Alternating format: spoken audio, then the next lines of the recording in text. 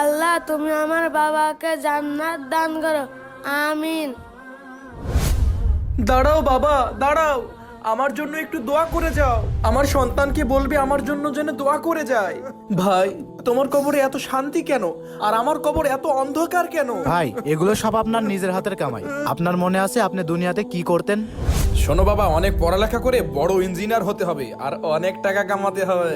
বাবা, আমি কোরআন এক পারা হিফজ করেছি। আলহামদুলিল্লাহ বাবা, এই জন্যই আমি তোমাকে নিয়ে গর্ব করি। আরে আবু হানিফ ভাই, হ্যাঁ ভাই। ছেলেকে নিয়ে মাদ্রাসায় যাচ্ছেন নাকি? হ্যাঁ, মাদ্রাসায় যাচ্ছিলাম। মাদ্রাসায় যাচ্ছে?